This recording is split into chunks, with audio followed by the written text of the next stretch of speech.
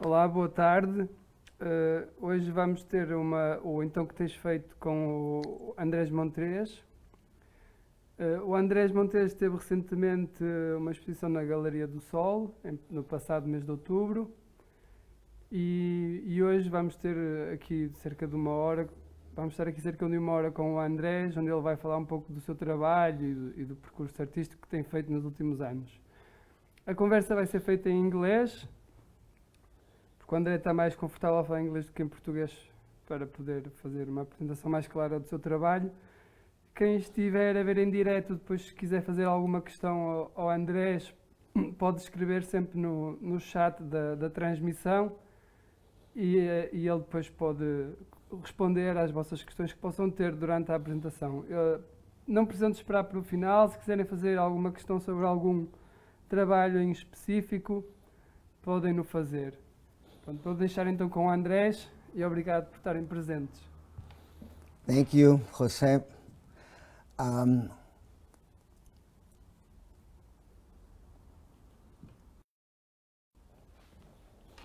Thanks, Jose. Thanks, everybody, for joining us today.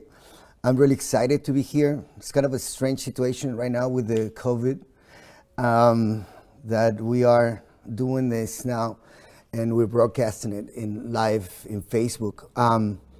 I wanted to thank first the Galeria do Sol for inviting me first to show my work here. The first time I saw the gallery, the space, it was a space that I really liked, and the people that run the gallery are, people that I wanted to work with, and so that finally we were able to do this.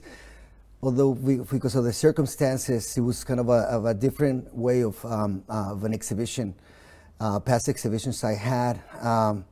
In all this, I want to thank dearly Jose Oliveira, because he let me actually do this work. Like I said, it's something that I really wanted to do, and I really thank him for this opportunity. So today I'm going to present some of my work to you. I've selected some pieces, and I have grouped them. I'm not going to present them to you chronologically. I'm going to present them, I grouped them in themes groups. They're kind of loosely grouped that way. The works are organized in a group that is called, a section that is called repetition, another section that is called delineation, another section that I called language, and another section called reclamation. I did this so to make it's the first time that I present in this way, but I think that it's going to make it a more interesting way of seeing the work rather than chronologically. It'll help us see certain connections between works throughout time that we won't be able to see them otherwise. This is the first time I do it this way, so please bear with me, and I'll show you the work. But first, I'm going to tell you a little bit about myself. My name is Andrés Montes. I am a Mexican artist. I am working right now working and living in Porto.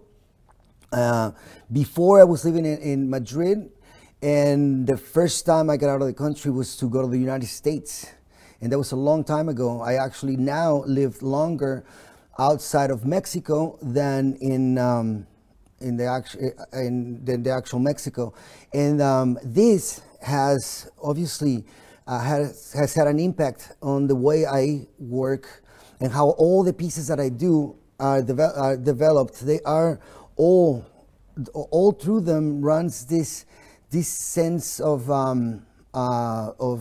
border, of having crossed the border, has changed the way I perceive the work. Also, learning another language, I think that has made a different. Something happens when you learn another language that creates a different persona almost, and that is also reflected in the way I relate to with the work.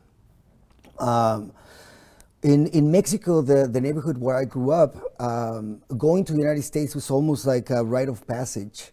My dad did it when he was younger, and then when it was time, I did it.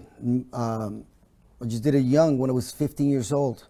And something happens when you cross the border that it becomes almost, the reason everybody from Mexico goes, or at least in my neighborhood, goes to the United States was to make money. The whole idea was to make money, gather some money, and come back and then start a business or do something. But maybe because of the age, being 15 years old, or for some reason, that was never the goal.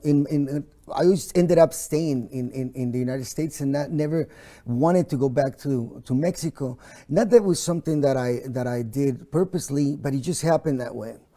But something happens when the idea of going to the United States is to find, at the end, come back. It creates a very unstable relationship, kind of a fragile relationship to the space, the place that you're at, because you're always thinking about going back. So I mean, it's reflected in the way in a precarious way you built a place to stay. I was telling Jose earlier that you almost like I had for almost all my adult life only 2 pairs of sheets to change, right? Like I would change my sheets only once a week and then wash them and put the other set, and not have like accumulation of things, kind of like to have a more lighter way of just picking up and leaving. I think that there's a certain psychology of that. So I'm going to start now with some of the pieces. I'm going to show you the first section, which is repetition. And it's a piece, it's a drawing that is called Calligramas number 1. And I really, drawing this, I was thinking the whole time on way of building something with a sentence. There was this sentence when I first left Mexico that my mom told me. Okay. Oh, vale. It's impossible because I wanted to stop and see this part of this part of the drawing that is made with the sentence that my mom told me. She said when I left, I always thought you were gonna go. I never thought it was gonna be so soon. And this sentence just kept coming back in my head. When I found out what a calligram was, a calligram is a drawing that is made with a sentence that describes itself. It was used a lot in the French poets in the turn of the century, the 20th century. They used it a lot, as Apollinaire being one of the most important poets that were doing this.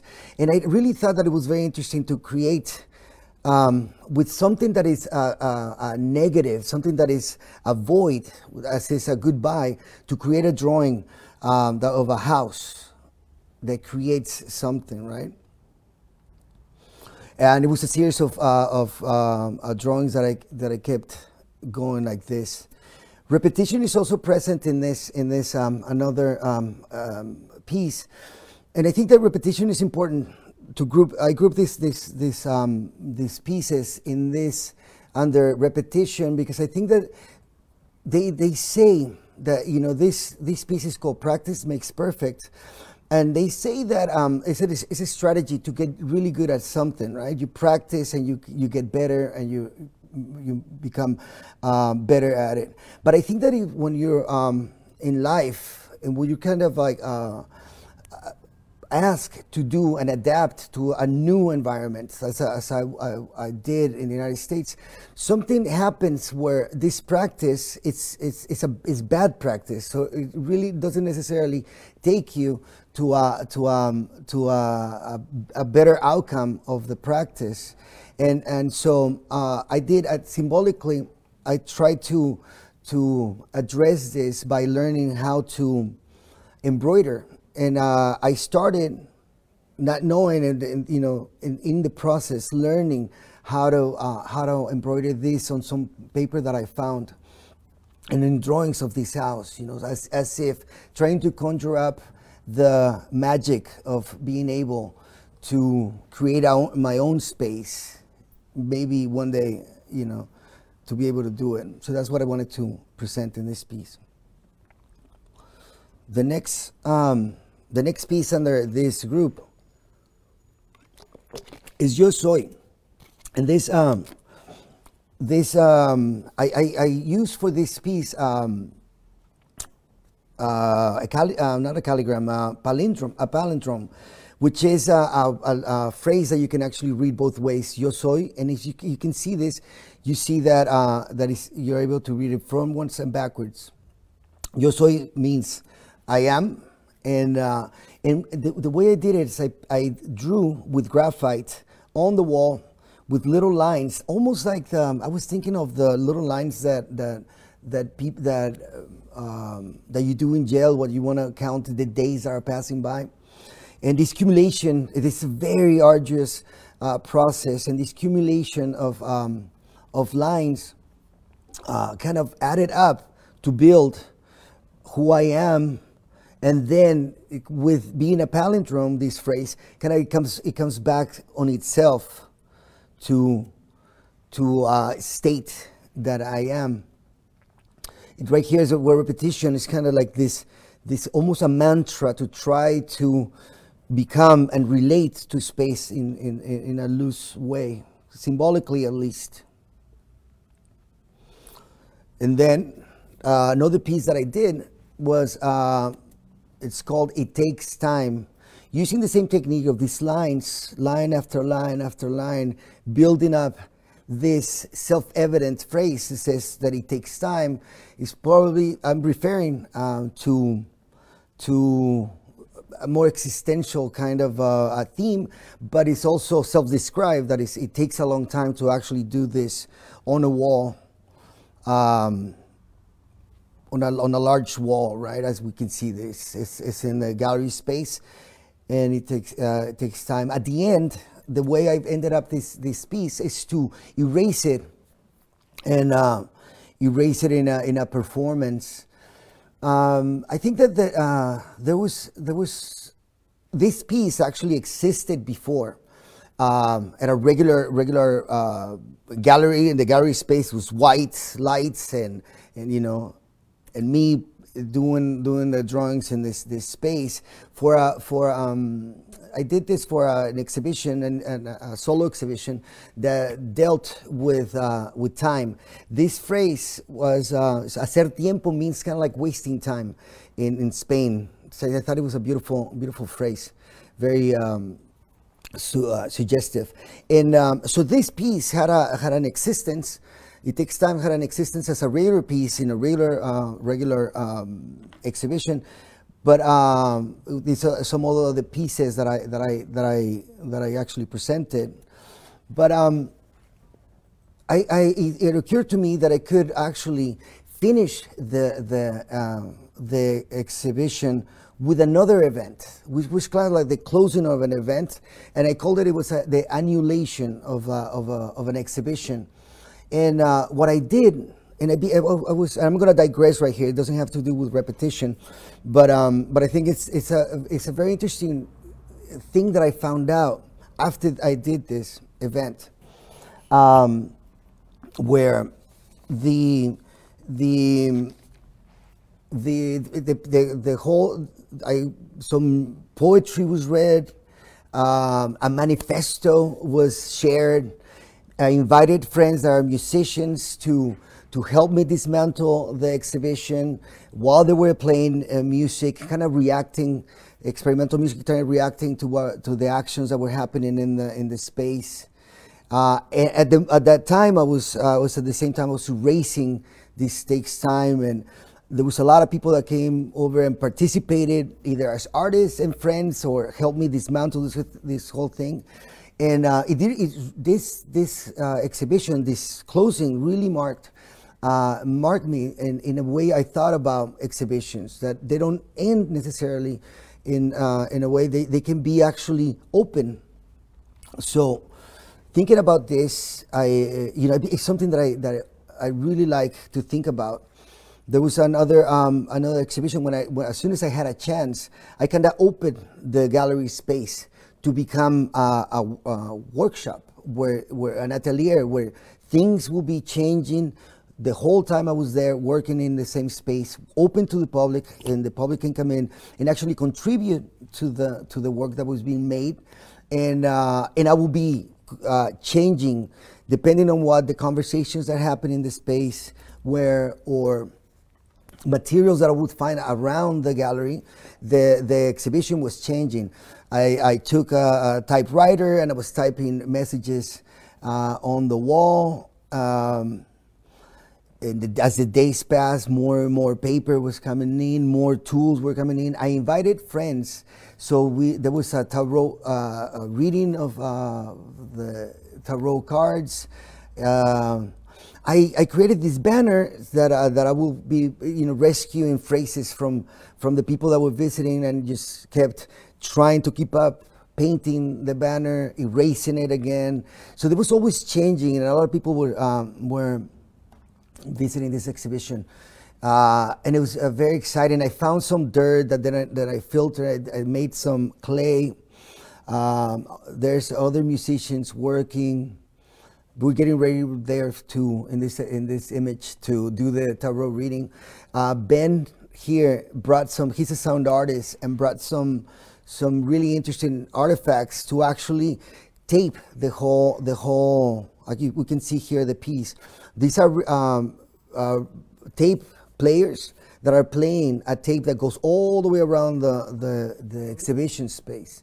And it was really nice because the sounds were recorded in the space, and then they were reproduced in the space constantly. So it was a long tape, and I found some dirt, brought it in, put it on the shoes. A lot of conversations were happened there as we changed the space collectively. When we had concerts, people would stop. There was a window right in front of the work, and people would stop to actually participate and see what was going on in the gallery. Another piece that comes into these events that I always try to integrate, because it's always fun to have your friends and people comment on the work that you're developing, on the ideas that you're developing. It's super, I find it very helpful to get all the people, all their takes, so it kind of becomes a festival of things. So for this is a kind of a political event that we did in my studio, where there was a situation where, as it happens, all local governments don't pay the necessary attention to what's going on in the spaces, independent spaces of the city, and they create other programs that either duplicate what the work that is being done in the city, in the independent spaces, or doesn't take into account all the artists and all the people that are doing stuff in the city. So as they were spending a lot of money to open this new shiny space in Madrid, other spaces were closing because they didn't have enough money to pay the rent, because such is the circumstance of rental spaces in all of the cities in Europe right now. So what I did is, I called all my friends to do this kind of grave, ¿cómo se dice grave? Yeah. And a strike against the Ayuntamiento de Madrid to kind of to make visible the situation. And the whole idea was to create all these noise apparatus and all these banners, and just walk from one space, my space, to the other space that was very close by, and making a lot of noise and reading a manifesto. And it kind of everything developed very organically. So these are some of the banners that people were, we got together, we started making banners, and there's us on the street, and they're really funny, because really it wasn't very, we wanted to make it about fun and how these spaces are vital to the city and how we contribute to this. These are some of the pieces that we did to make noise on the street. Those are radios, handheld radios that we could actually synchronize to make noise and just walk around the street. Ben, which is the artist that you saw in the other exhibition, made this card that is a sound card. It's something that we found on the street that has been running around my studio, we had this little cart, and I think it was a cleaning cart, and he brought two turntables to play music at the same time on this really flimsy metallic cart. So all the records were flying everywhere as we walked down the street doing our little presentation. Not one song was heard from these things. We also this guy was visiting from Argentina. They kind of passed by, and he does experimental music, Juan Valente, and he joined the manifestation too. And that's me reading the text. There was this guy. We actually borrowed this backpacks. There was this guy. There's another space that's called Media Lab, I think.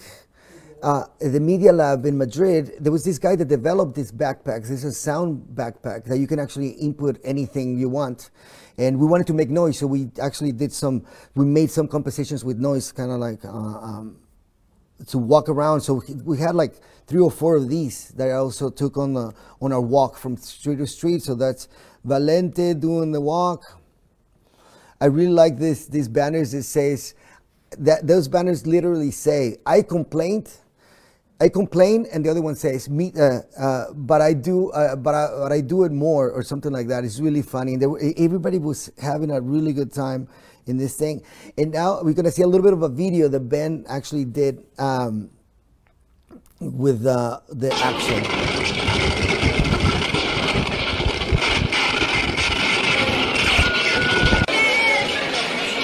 Eso es un mensaje para el ayuntamiento.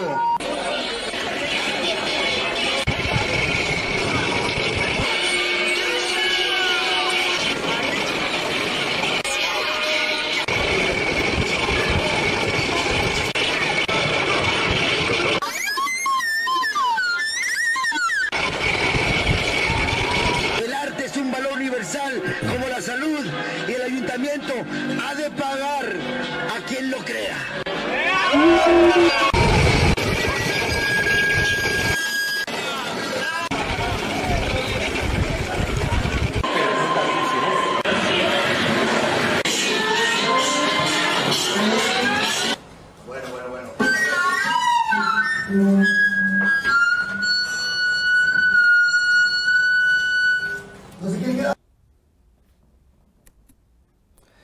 So I guess that was as you can see, that was a lot of fun what we did.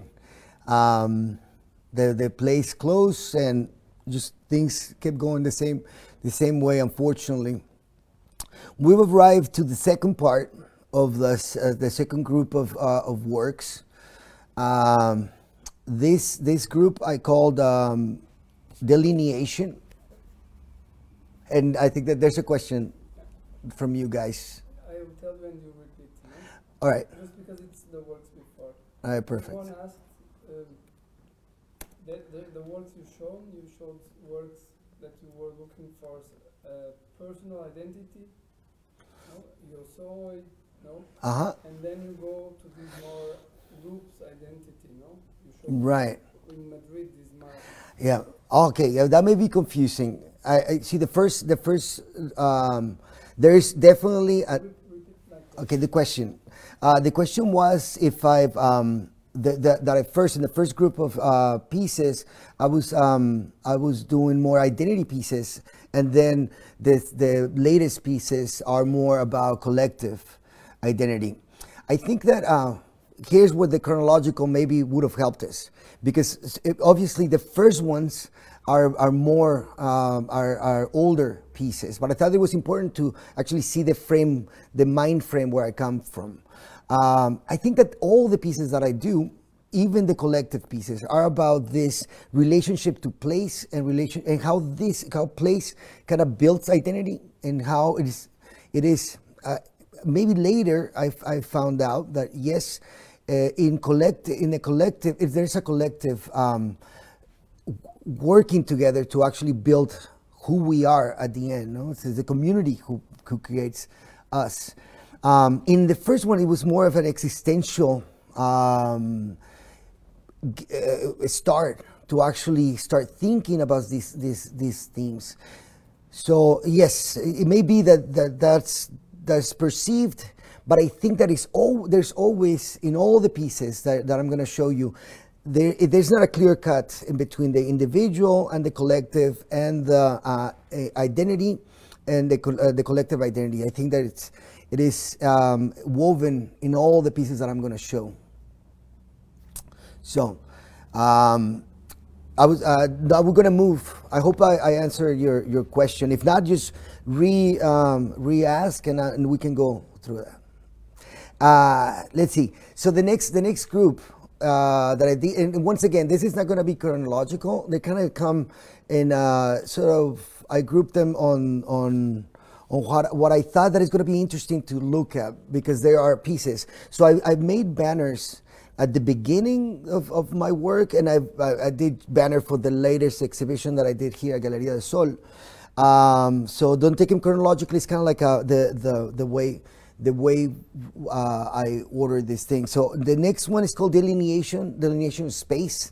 So I mean, because I've noticed that in the pieces that I'm going to show you, I've used, or it's a tool that I use to actually create a space symbolically, to try to trace a spot that I can call my own, so that it becomes evident when you encounter the pieces that I'm struggling. I'm kind of illustrating how I feel about the permanence in a place. Even when I was living in the United States and I was Los Angeles, I wasn't just in one house. I kept moving for different reasons. The landlord didn't want us there, or the rent was cheaper. I couldn't pay rent. So, and even at the very beginning, it was even more unstable, my situation, where we were literally moving every day, almost from place to place. That angst that created the situation, to me now that when I started making art, I thought that it was very interesting and very important to me to explore what creating a space means, and how that actually influence identity.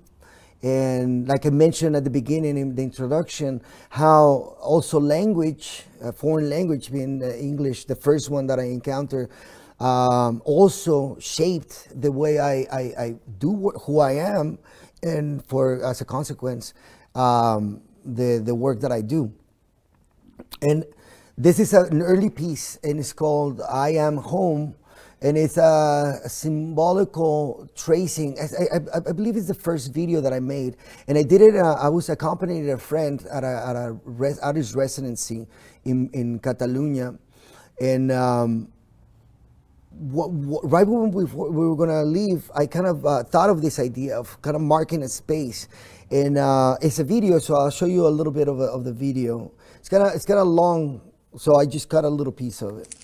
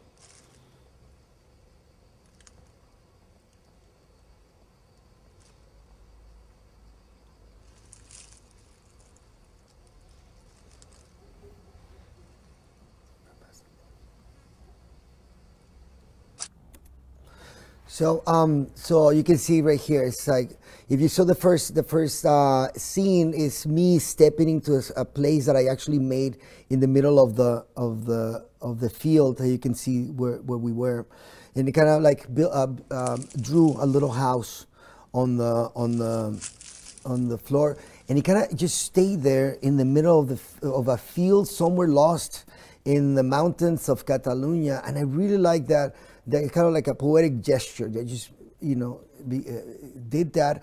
And it was a way of relating to the space and making it my own, even though it was just a symbolical gesture, right? On this delineation pieces, this other one is called Identity Tactics, and it's photography, not photography, transparencies. They used to use with the carousel, the Kodak carousel. So I really like the idea of marking the space with my body in a field, and symbolically owning that for momentarily, right? And the way I chose to do this is with a series of photographs that go in a loop, mechanically go in a loop. So that an installation piece, we're gonna see it right now. It created a really interesting sound, almost a sound piece that was from another time, and I really like all those elements collaborating to tell a story of actual disappearance. But then, because it's a loop, it's a carousel that keeps coming back. It again and again. This is kind of like all the images together. Empties. It fills the space and empties the space, kind of like in a breathing kind of gesture. It was. I like to project it kind of an intimate way on the wall, very kind of a small. And this is the contraption that I was talking about, which is the carousel codec. And they make a lot of noise, so that was also very interesting about the piece. And let's see, another one that I have on this marking of territory almost is this is a series of videos that I did in Madrid that have to do with the creation of space.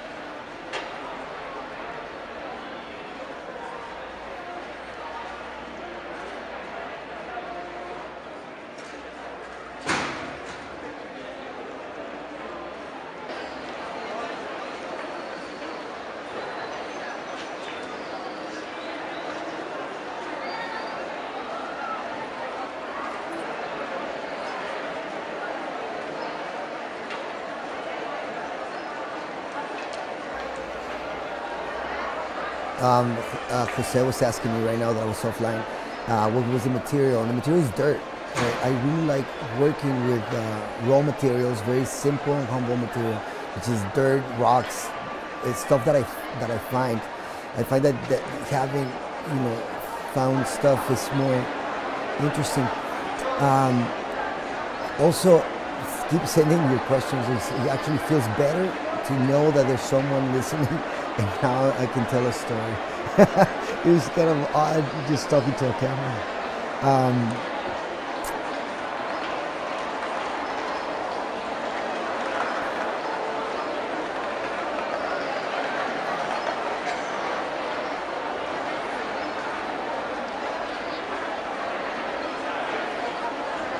I found that public work, to actually work in the streets, to people that are not expecting to actually find a piece of art or whatever on the street, makes it for layers of richness that you wouldn't get if you actually, when you put your stuff in a gallery. I'm not against, exhibiting work, but I think that there's something that happens. There's an excitement in a performance, in a public performance, or in actually depositing something on the street that that is very exciting, and it also informs the piece and what actually people are interested in doing and how people engage to this. I really like when I look at these videos how some people don't even look at the dirt that I actually placed this little region of space that I segmented. Obviously, it's getting lost, and there's a very poetic side on what's going on. Everybody doing this work together with you, not even knowing that it's happening.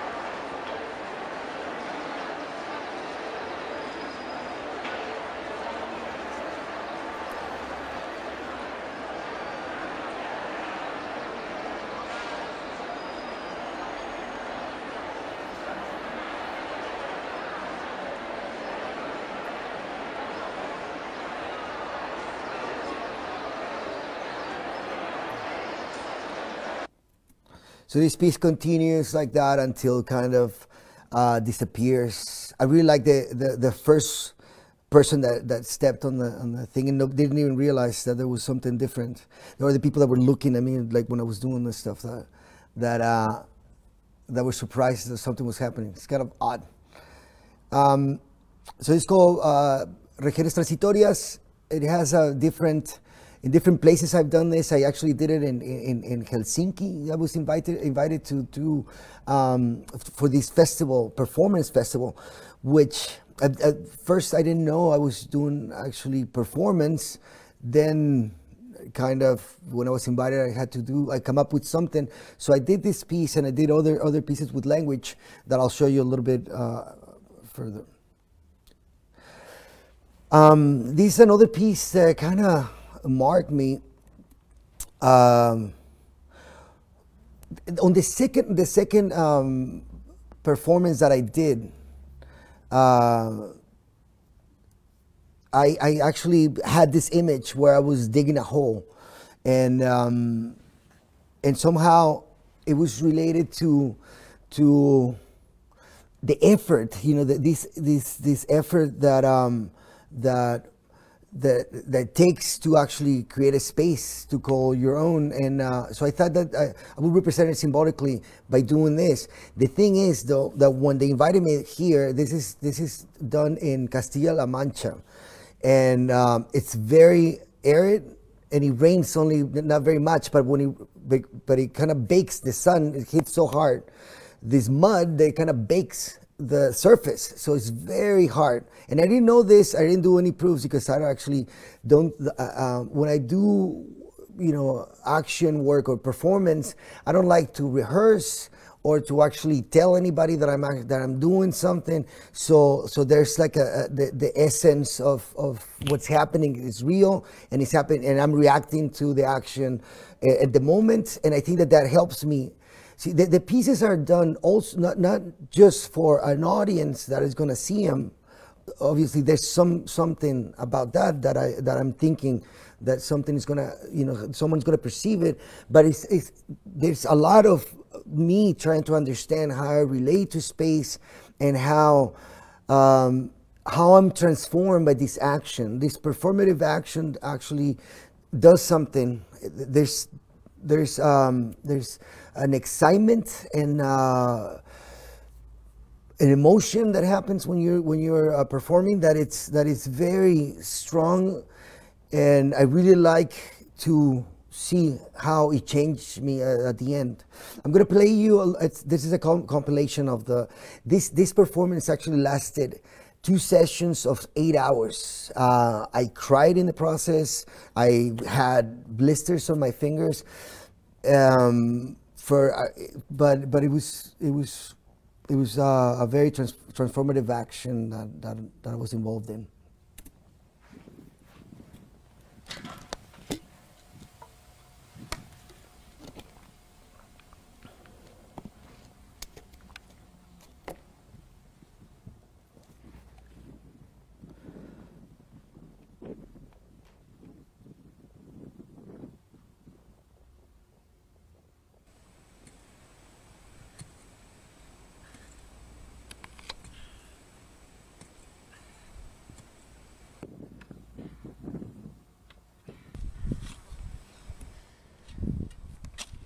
That was like 4 hours into digging. I wasn't able to make to advance, to make a hole. So I'm exhausted at this point. If you can see, the sun has gone down.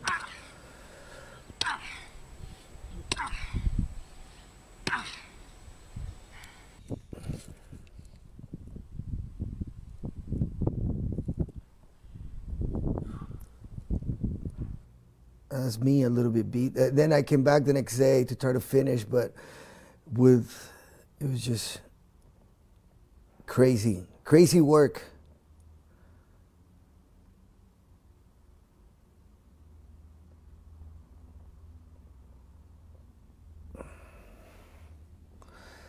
So that's one of the pieces that they fall into the designating a place and owning it, right? There was another chance that I to do. I kind of decided this. I was invited to another festival in Jaén in Spain, and I kind of decided my performance pieces right at the moment, because I wanted to have the immediate reaction. My reaction kind of solving the problem at hand. And so I had this rough idea that I had thought of. I could do, and then the circumstances at the public market were such that I needed a compass. So this is me here right now, working, trying to create a compass.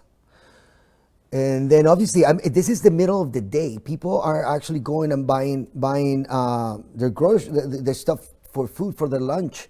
So I start interrupting traffic because I am actually in the center of the whole market, and I start with charcoal that you buy for the barbecue.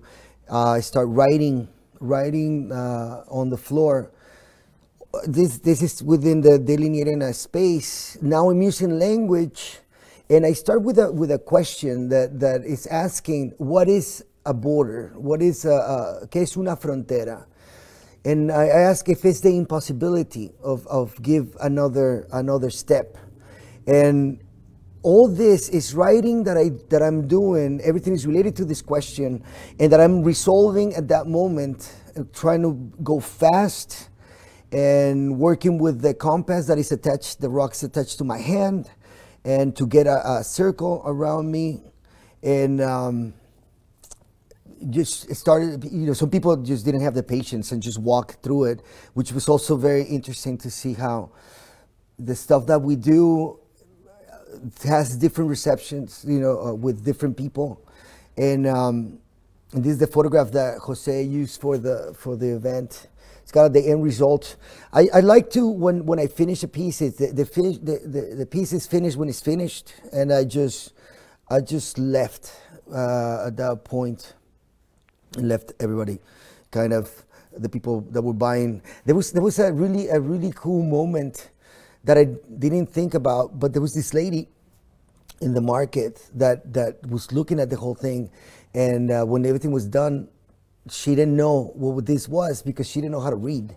And that was a very moving, interesting moment for me, because this was, to her, that was, you know, kind of just an odd situation to see these symbols that she didn't know what it was. So I think that this ends the delineation, delineation part of the group of pieces. These pieces called Expansiones Nómadas. I did it for a festival, so there was a lot of people doing some stuff. And right here, it gives us a good preamble to actually jump into the language part of the group of pieces. So, as I said, I am bilingual, right? Well, I'm kind of bilingual. And when I was invited to this,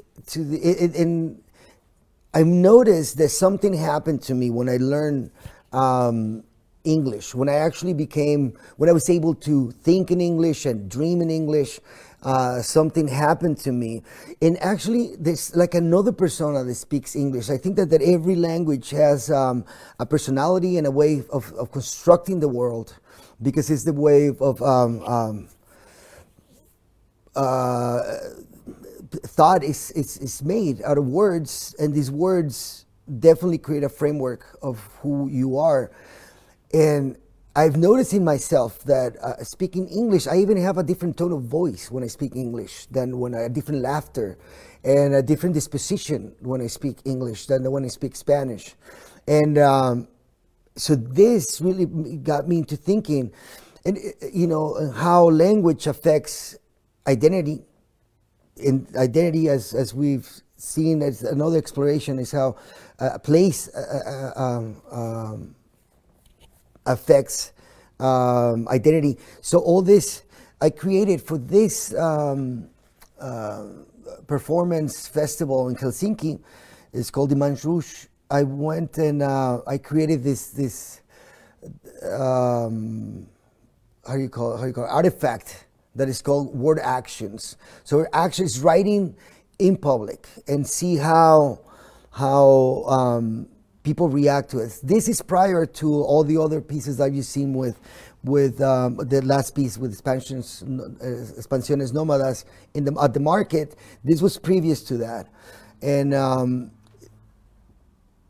so, how can I thought we were talking, oh yes, sorry. So, sorry, I forgot about this piece. This, so, and also how memory affects, language and who we are and identity and all this. Everything's interconnected. Place, memory, language, and we are constantly evolving. So at one point, I'm doing research for something else, and I find this little tree here. But it was there, I was flipped the other way. And it's a tree, this kind of tree is a huizache. And it's from where I grew up. By this time, I lived in outside of Mexico for like 15 years already, 20 years maybe. So when I find this, it's concerning, because there was a tree exactly like this where I grew up. Like just outside, I used to go and sit under that tree on a rock and just hang out, just think about things that a little kid does. You know, look at, kill ants or whatever, just wasting time under this tree. And it was my huizache. When I saw this, it kind of like took me to that place, right? So memory just immediately took me to the past and something that was very important to me. So I decided to make a piece, and this is where language comes in. A piece where I duplicated this huizache tree and kind of created the word here, aquí.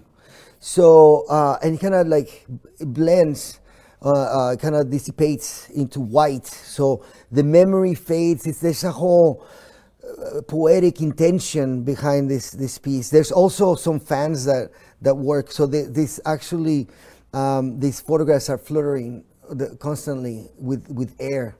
So I wanted to illustrate what I felt about memory, how memory can be so poignant at one end, but it's also constantly changing and dissipating, and also how that in turn creates who we are, right? So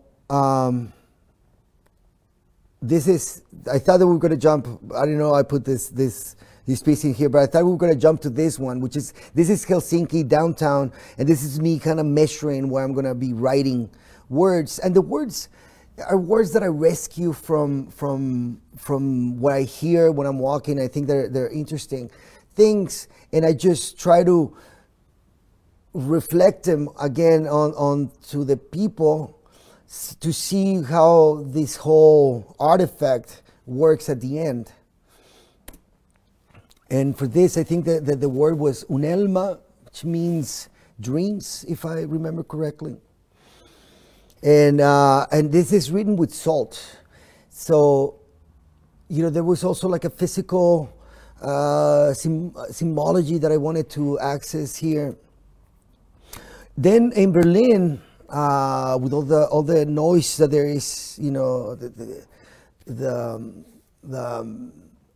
on the streets everywhere, I wanted to also communicate, somehow stop of all the graffiti and everything, so kind of stop with a very clear word that kind of talk about another place. So this is elsewhere. There is this one that says listen. Another piece that I did was silence, and I was doing this with tape to kind of make it permanent. So it's kind of like also at one point you lose it with the rain and the weather. You lose it and you recover the original spot. Somewhere that also kind of talks of another place, and this was done with paper. This means I'm hearing things, steaming, but it's written backwards, so it's kind of like a poetic license that I took on German. I don't speak German, so I don't know if I understand, but it's someone listening. I had a chance to also do some other pieces in Holland at another festival that I was invited, and let's see what's next. This piece I did it in Turkey, and obviously I had to work with artists around that, and when we were speaking one time, we were having dinner. I didn't know exactly what I was going to do. It's a residency. I was invited. I spent about a month and a half in Turkey, and I didn't know exactly. I like when I go to a place to kind of react to what's going on in the city and see where I'm gonna go. I know that I have a baggage that it's a tool box where I'm always talking about identity and place and language. So I knew that there was something there. So I just needed to discover what that was. And we were walking on the street together with other artists, some guys, locals, and there was this guy just giving away donuts, like little donuts. That's called logma. And it's free. You just get in line, it's free.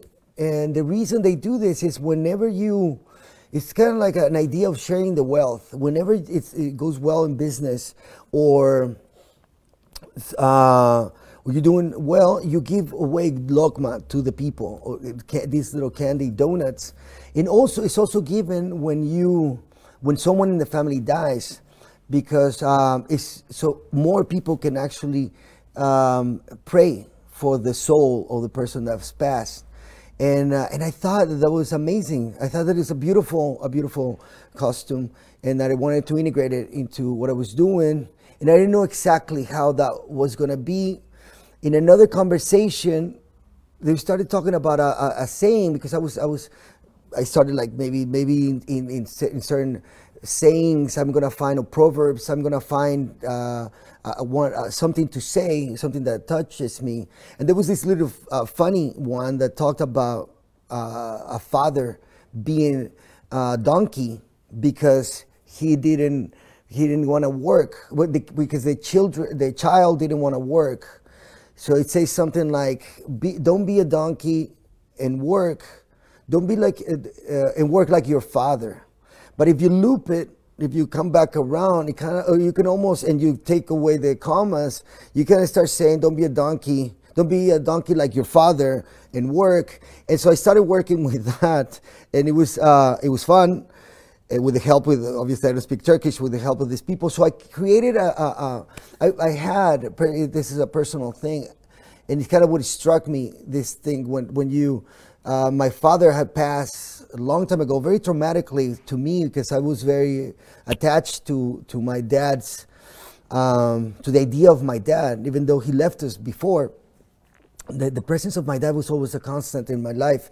And when I had the chance here, I had a chance to actually make peace with that. And so I offered lokma for my dad, but I also introduced this play on words on donkeys and work. And it kind of worked. It was a great piece. It helped me personally, but it also kind of engaged with the people. I went to the market, to the local, not mosque, mosque, right? Yeah, to the local mosque, and I stood outside and I started offering lakma. And obviously the waiter wasn't very happy about what I was saying about my dad. Like, what do you mean? Your dad is a donkey? And like, well, he couldn't understand it. There was another kid that was very excited that I was giving lokma.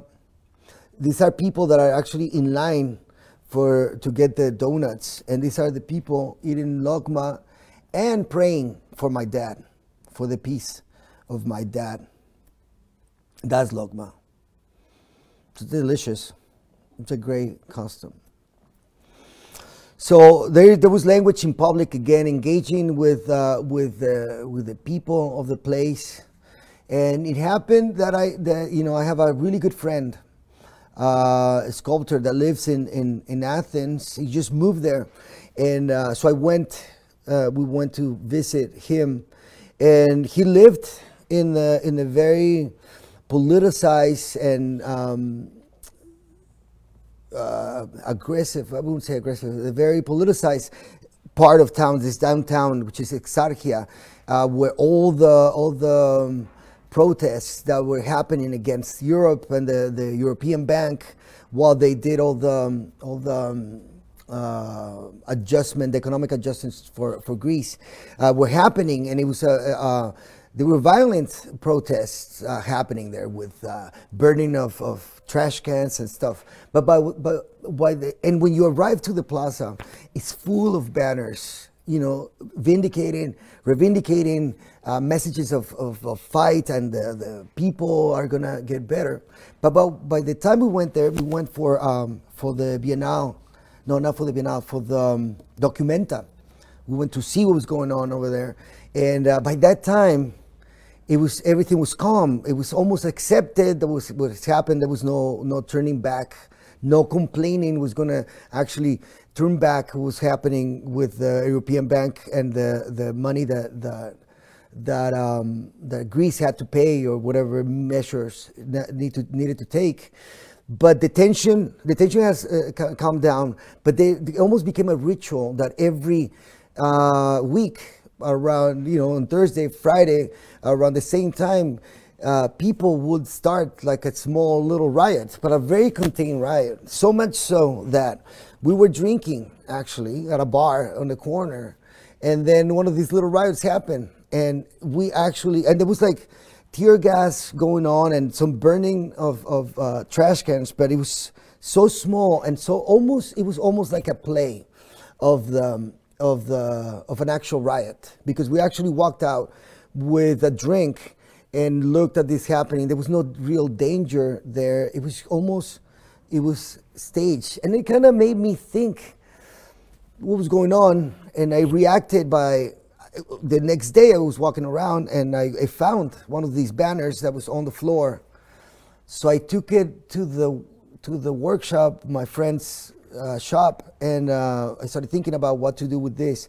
So I created new banners for this, kind of to comment on what I've seen, what I've witnessed. They say some stuff like this banner, I was talking about the object banner, wasn't going to change anything.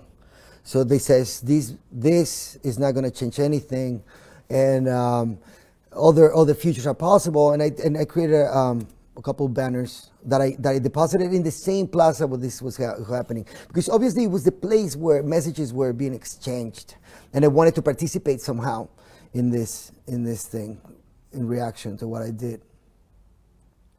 And right here, I used the colors of the anarchy, and the colors that were being used in this space. So I was blending in, but then the messages were conflicting with all the other messages on the place.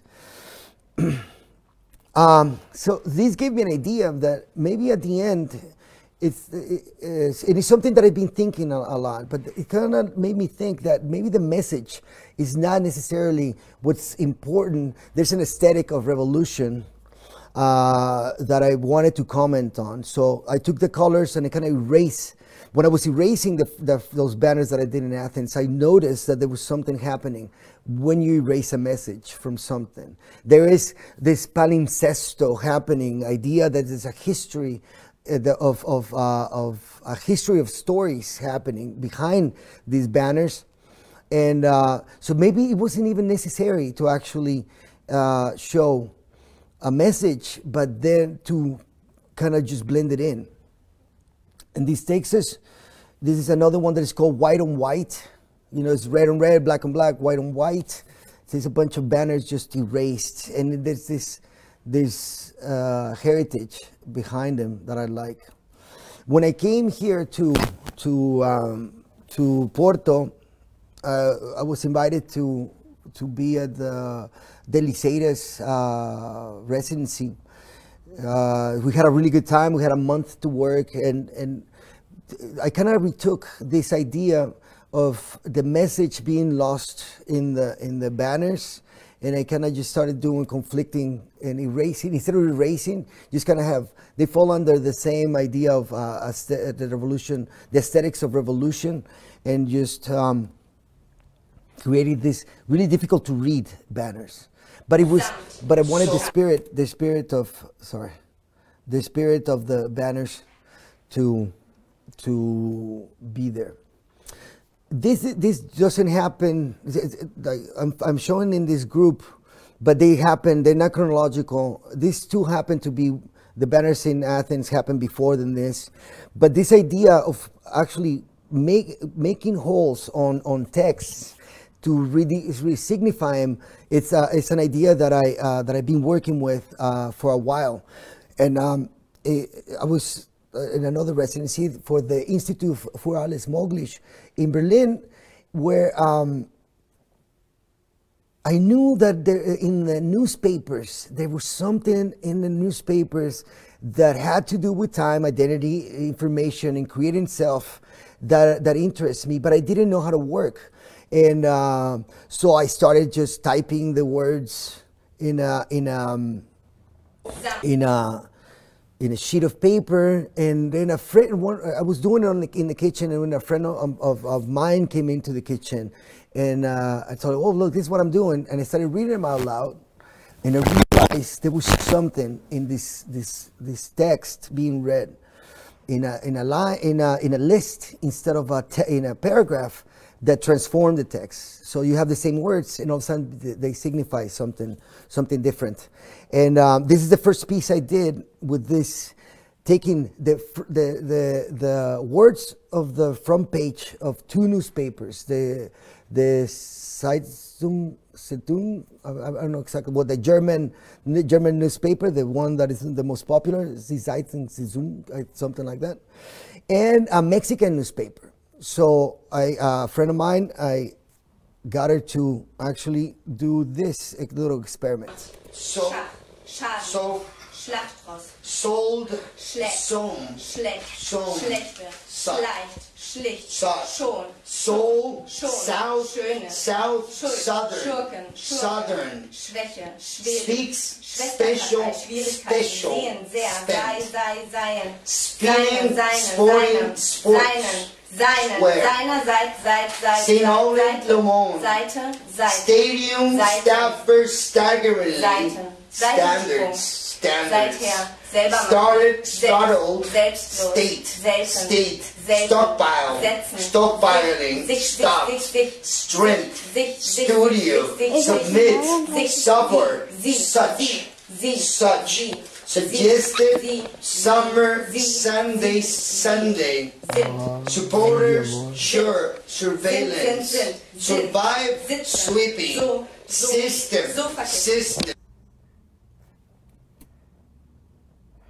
Right. So that was kind of like, I all these was group. This was neutralized news, right? So I took the newspaper, took all the front page, and then listed it in alphabetical order. So it's a list of words that they lose their syntactic body. They're not saying anything, but I found out that they actually do. They contain, the word contains my meaning, the meaning that I have on, we agree that what it means, but how it affects me comes out in the thing. And that was a surprise to me. That was the way I'm reading, it's kind of a consequence of the text that I'm reading. So the text is actually shaping the way I'm relating to the space and to the other spectators. And the technique is I use is this. This is of another piece. That was I was invited to by a really good friend, Maya Saravia, invited me to exhibit in this collective of Latin American artists in Madrid, and I thought, well, in the same spirit of the news, what can I do with other texts that are floating around in society, and how can I work with them? In doing this, I found out, I looked at the narco corridos, which is a kind of storytelling in music, traditional music in Mexico, that it was very negative. The music is gorgeous, but it was very negative. It's kind of like our gangster rap, folkloric gangster rap, because it's all about death, drugs, and blood. So I kind of just started taking away verbs and then taking away adjectives and poking holes at these pieces, and they became this really, there's a plasticity to the result that I really liked. And also liked that it gave an opportunity to actually fill in those spaces with new meaning. No, now that we only have conjunctions and commas and periods, we can actually create a new story. So that was my idea with these pieces. This is the actual piece that ended up being. So it took the spirit of karaoke. So people can actually stand in front of the screen and listen to the music, as you can actually fill in your new story on top of this thing. So it's kind of like the screens kind of work like this. Es un karaoke. Se llama breve anecdotario. It's like a short story, a short story. And so in the same spirit of the other events, I was invited, this piece then it was shown in different places. So you saw two different ones. One at the first time the first image is the first time I showed it at this gallery, and then the second one happened in another place that I was invited. And for this, they asked me if I could do reading, with the whole karaoke thing. Actually, people were going up there and attempting to do the karaoke, so that's very cool. So what I devised was I was going to read the songs in front of the karaoke and see what happens. So see, this is the experiment.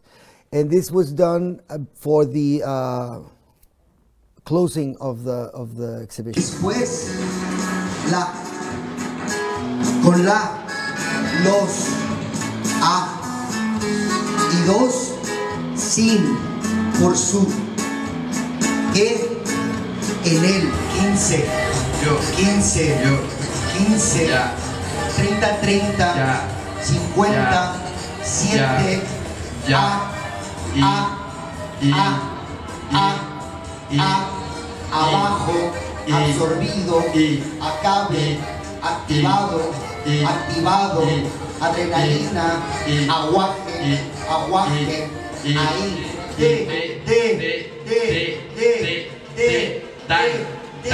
también sus, defienden, sus, dejar, sus, desborda, sufrir, desde, suerte, días, su, días, soy, días, soy, dinero, soy, dinero, soy, dinero, soy, dinero, soy, pistola, pero, perdóname, pendiente, peligroso, peleando, pedazos, muerte, muchacho, movimiento, morir, prisión, mis, ahí, agonizar, yo, afilado, adelante, yo, activos, yo, activan, yo, acostumbrarte, yo, aceleres, yo, acabar, ábreme, A, 17, 100, 1.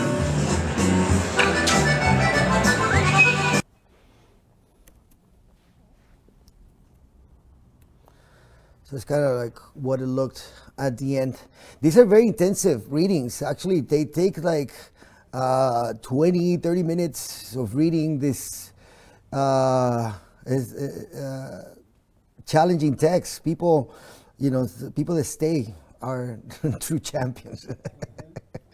They can sit through these things. Okay, so now we got to another section. We're going to start with the reclamation section. I'm not sure. Reclamation is quite accurate. I'm still working on this. It's the claiming of a place that I want to. So I grouped in this. I put together in this group all the flags and all the things that kind of tie you to the spot. In another residency that I did, this was a Glogau residency in Berlin. Again, it was in the winter. I was walking around the city and I wanted to see what was going to be the thing that I was going to explore. It was going to help me explore identity and self. And so I used to take these very long walks everywhere. I get lost, and when I was coming back, I was hungry and it was late, and it was wet. Also, it was kind of rainy, not even snowing yet, but rainy. And I found this little flag. It's actually one of the pieces that I included for the exhibition here at Galería del Sol. And it's called, and I saw it and it just moved me. I don't know if it was because of the hunger and the cold and the rain and it was wet, but it really moved me when I saw this image of this lonely flag kind of resisting. It was very existential to me at that moment. It was almost like it was resisting, yet it wasn't losing its flagness in the process. It was still trying to be a flag, but it was just what was left over of a flag. So I recorded this really, really quick with what I had. And this is the video that I came up with. It's the video that I presented here. And I presented it very, very small. And I just thought that it was such a poignant commentary on self. So right here, then there's a transformation. I start, in a way, kind of projecting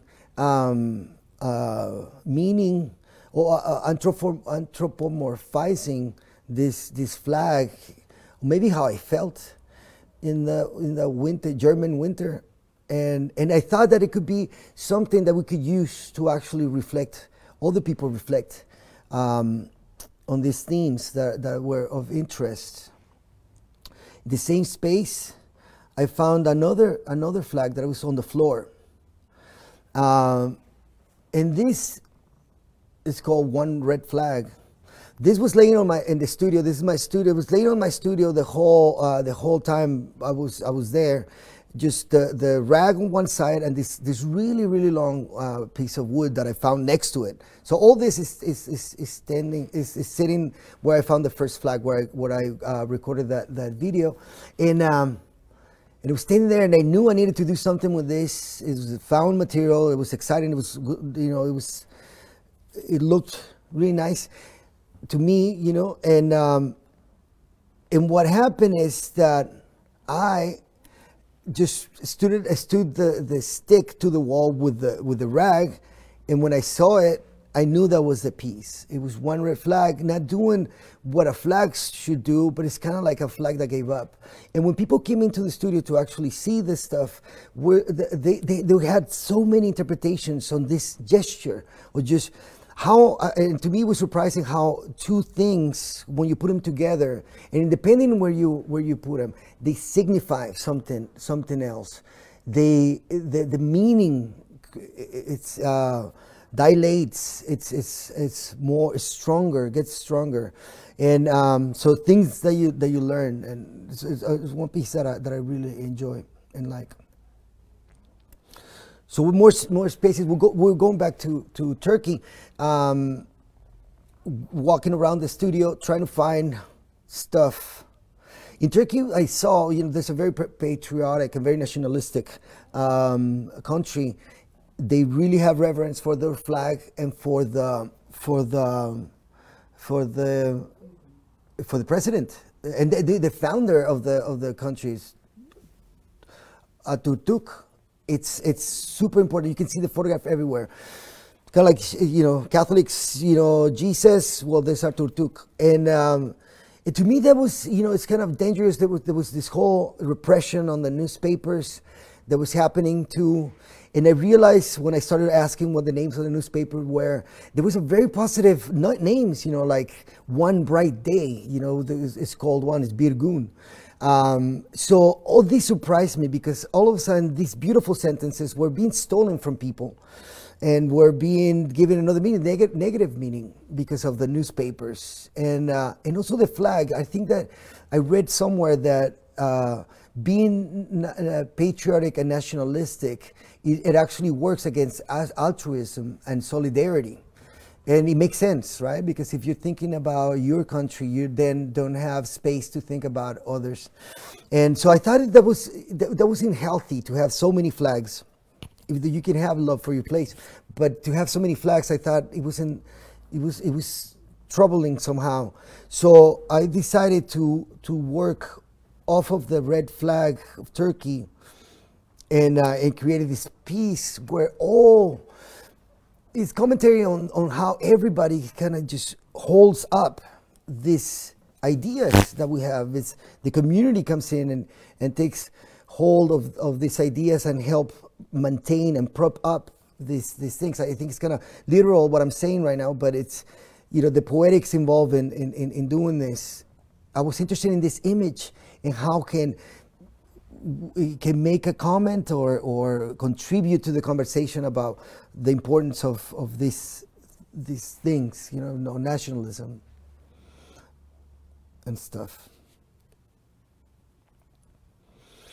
This is a series that I did on flags, where I poked a hole in a flag, and I called it crater or cenote. No? It's a Mexican lake that ancestors used to sacrifice innocent participants of the rituals, and I just wanted to somehow the work becomes more poetic and starts more than commenting or being political about it.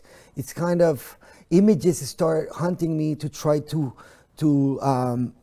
find meaning in objects transformed, and see if those once are presented to other people help us understand a little bit more about each other. I put this on the creating space because this piece is called motherland, patria in Spanish, And so I was invited to another performance festival, and so I decided to take a rock and just carry it the whole time.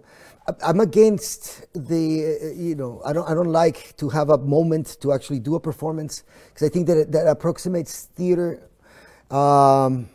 So I wanted to break with the time that I needed to be doing this performance. So I decided to carry the rock the whole time that the performance festival was happening that day. And I just went, I ate, I went to the bathroom, and I did everything with this, carrying this rock. It was pretty crazy. It kind of broke in pieces. This is me carrying.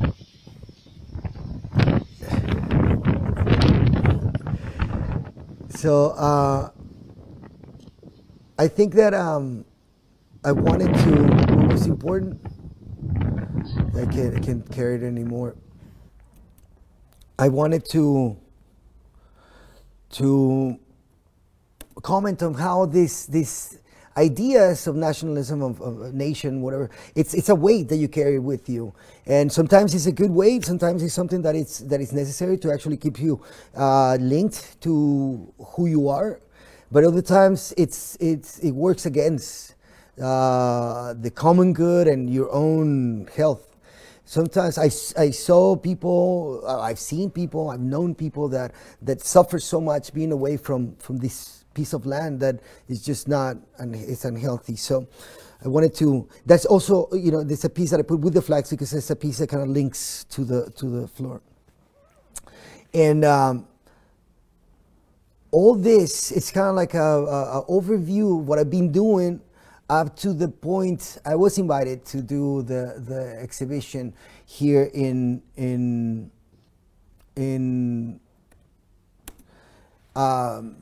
Galería del Sol. So I again tried to find what was going to be the themes that I wanted to explore, and as you can see, I recited on a flag, being connected to the floor, being tethered. It depends how you read the piece. I think it tells you different things, this rock holding this flag. I actually wanted to read you a little comment that Javier Perez Aranda, this friend that I was visiting in Athens, had to say. He wrote the text for the exhibition. For the exhibition, I also did some banners. That is a combination. Now I see even these recurring themes happen because I'm constantly exploring what constitutes self, right? Another one of the pieces was the video that we saw. This is the contraption, and I wanted you to see it because the text that we're going to talk about, you guys, the guys that couldn't see the exhibition, this is the contraption that I kind of came up with to create this piece. It's a piece that came up to me when I was talking to Jose. He was showing me the space, and all of a sudden I had this image, and I knew how it was going to connect these two pieces. We didn't have that much time because of the COVID situation that is going on right now. We didn't have enough time to be too involved in creating pieces. So I was thinking about how to connect the different spaces. The gallery is a very peculiar space that has. Now I'm confusing all my languages. Yeah, it has 3 floors to it. One is kind of like a cave. ¿Cómo se dice cave? Like there's an underground area, and then there's the main floor, which is where these are, and then there's a third mezzanine area which is open, as you can see. And what I decided is to take sticks and connect the flag on top that is then stepped on with the rock, and there's another rock kind of holding the tension of the stick that kind of. So this is all in tension the whole time. So Javier Perez Aranda, and I'm going to read it because I think it's what happens when you have something, when you've done an exhibition so close I think that I still don't know exactly what this all means. I'm still trying to gather up and make sense of how everything fits into the other stuff that I've been doing. So I'm going to read you a little bit of the text that Javier wrote for the exhibition. It says, as soon as you enter the space, we encounter eu sou, the most evident declaration of identity. Written in Portuguese, the language of the new territory that Montes traverses. Although this time, instead of writing on the wall, he chose banners, hinting at the collective performance of the symbol where several people are needed to walk through it. But there is another piece that crosses and extends the entire physical space of the gallery, diagonally. Stone, stick, and fabric are the materials that on the one hand represent mineral, vegetable, and animal, the three possible essences of being, where we could say that fabric represents the civilized condition of the human animal more than anything else. These recurring objects and the representation of territory are the main concepts present in Andrés's work. If we look at the structure of the sculpture in tension, the symbolism becomes complicated. It can be a flag that comes out of a stone, that is, comes out of territory, curved by the weight of another stone, another territory. And further, if we look at the fabric of the flag, it looks to me more like a rug, as if the tension of the mast is trying to lift the ground from under our feet, meaning the territory we inhabit.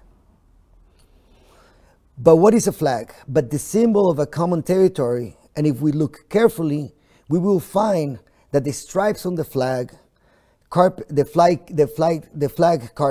are indeed a text that reads La luta, the fight, which is also a misspelling that I incurred in La luta, which is intended to see like we're in between. Right now I'm trying to learn Portuguese and it is hard. So he continues to say, so this is a representation of a struggle between two totally different representations of territory, the one that builds it physically and the one that makes it a human invention. Perhaps the artist tries to convey to us the tension between his two dimensions and the resulting relationship between his concept, and this tension generates a third dimension, the poetics of the piece. And this is what I have for you guys today. Thank you. You have the sound piece of this, no? Wait, no pasó. Yeah, let me. So yeah, Jose was reminding me, it's true, I forgot. There's a sound piece that accompanies the exhibition, and it's a piece that I actually did for. So we had the four pieces: the flag, the banners, the video with the flag that I found in Berlin, and this other piece that I did for the Cabaret Brutal that happens here at the CCOP, organized by the Galería do Sol. And I had a chance to read a found text, and that I restructure to create. Once you start putting words together, put them in a bag, they become something else.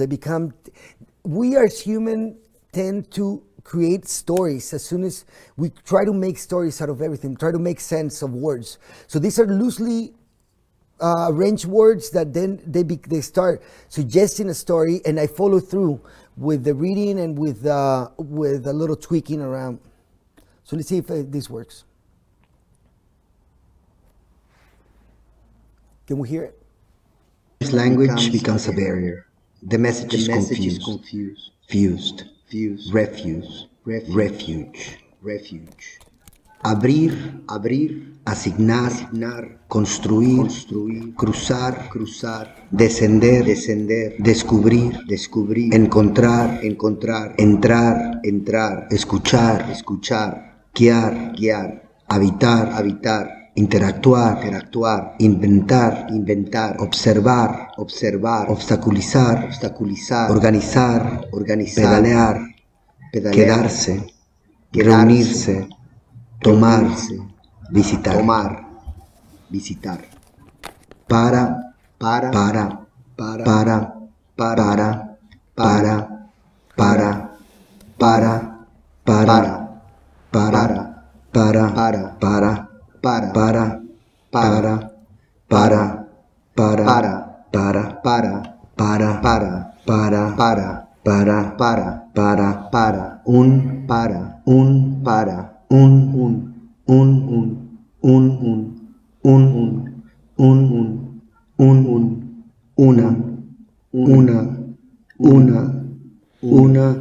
la. Obstaculizar, habitar, abrir, entrar, escuchar, encontrar, asignar, descender, descubrir, quedarse, observar, organizar, cruzar, inventar, construir, tomar, visitar, reunirse, interactuar, guiar.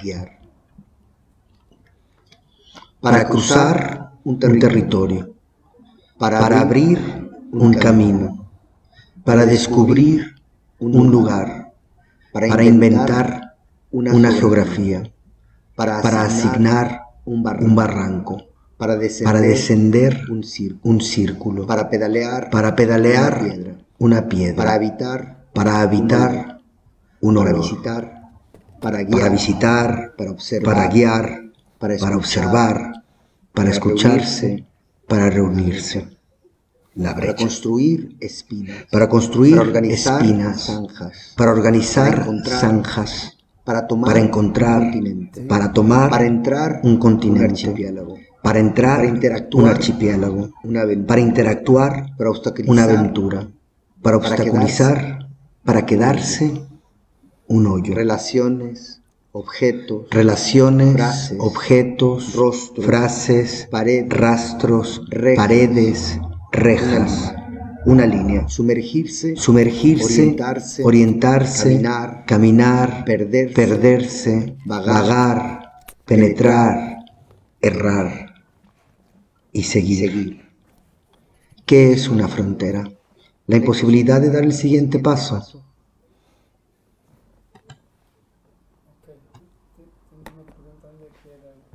La lucha. Sometimes language becomes a barrier. The message is confused, fused, refuge. Abrir, asignar, construir, cruzar, descender. Jose is asking, or someone is asking, thanks for the question. He's asking if I see the work as just artwork, or if it's a mission, or of a bigger. Sorry about that. I didn't stop the sound. Jose was asking if someone was asking if I see this as just artwork, or if there's a mission behind it. It could almost. It's a good question. I never put it that way, and I think I never considered it that way because it's. I see art, and the way I came to do art is as a necessity to actually explain things to me personally. So as much as it's done as artwork for people to actually read it and to interpret it. There is definitely a sense of learning and of completion and a construction of self in each experiment. It kind of explores of my relationship to these things, to language, to the space, to stuff. I don't think that I'm capable of separating it. I don't know if it's a mission, but it's definitely a tool that I use for knowing me better, knowing how I relate better to the world, and how people perceive what I'm interested in. I think that's what it is. I have one. Because, you use a lot these materials and the ground when you want to talk about this identity and country, no, connected to a place. Like make it like the house in the floor with the white powder, you know? or digging the hole, or having the stone as connection to a place. Yeah. But for example, do you think to work borders in another direction that is not just connected with the soil? Right. Not now, but in the future, because they are changing. Yeah. Jose just asked me if, because of the materials that I use, the soil and the rocks, and all these ideas of nation and how if I could consider to move away from those themes. And it's also kind of related to the other question, where I think that this is what interests me now. The reason that I make art is to actually try to figure out these things that are happening to me personally, and I think that the work is always. I haven't changed. I'm still learning how this affects me. How now having lived. Now it's a different situation psychologically. Now I lived longer outside of Mexico than in Mexico. So now there's even less reason to actually go back to Mexico. So how? The question is how then Mexico is part of me. You know what I mean? So I'm always debating inside my head this. So as soon as I see an opportunity to actually explore those themes, they kind of materialize in this ways, with the banners, with the things. I expanded into language. I expanded into the flags. So there's an evolution that you could see. Maybe there's something to the chronological order of the pieces. You can actually see how things, even though they're things that preoccupy me or materials that I use constantly, there's an evolution in how I've been treating these concerns of mine. Now, if I'm gonna do art about I don't know what is some completely foreign to me. I don't know, something that is completely foreign to me.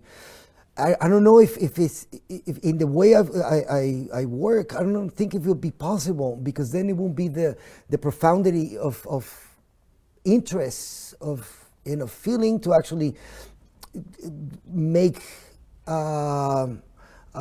sense, of another theme.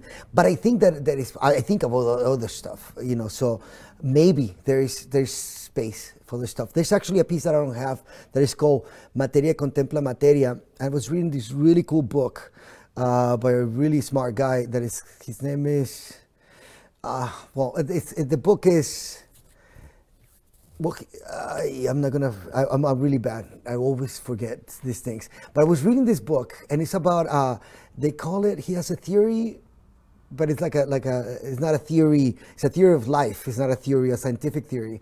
He's a scientist, but it's not a scientific theory. On strange loops, he calls them. And it's because we don't know where conscience comes from, right? We don't know. It kind of emerges of atoms, and they become neurons, and these neurons all of a sudden become us, right? We think that we are.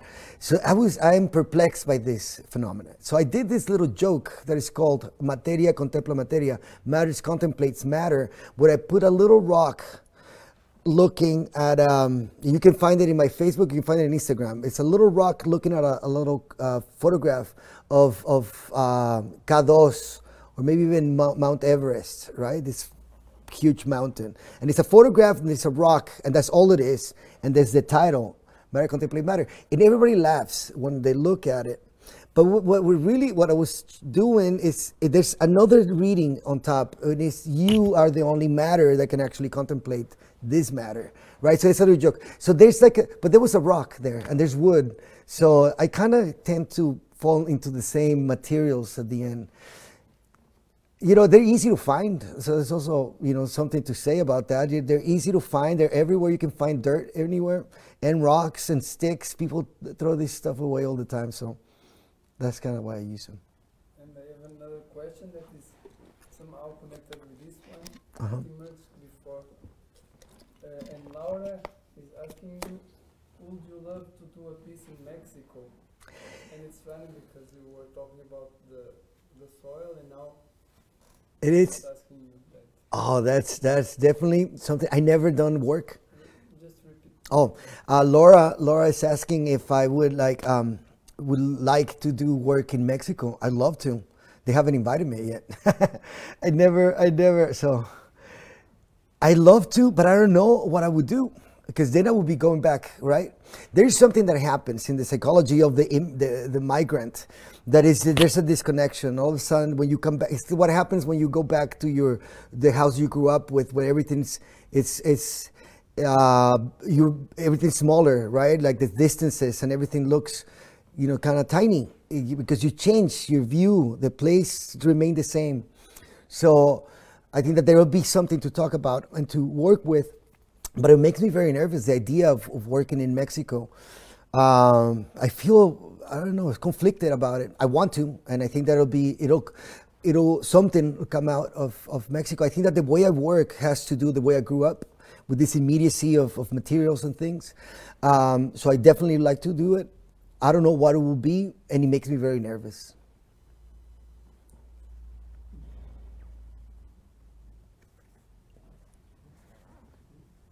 We don't have more anyone asking. Okay. If you want to say something more. So, guys, for you guys out there, this is really weird. I only have a camera. Right? Well, I have Jose behind the camera.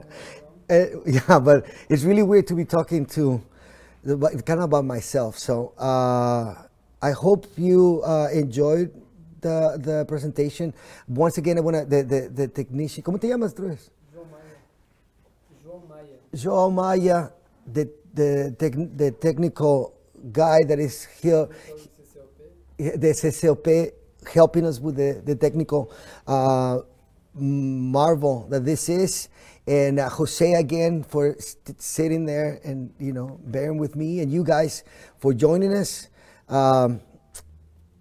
Thank you so much, and let's keep doing art.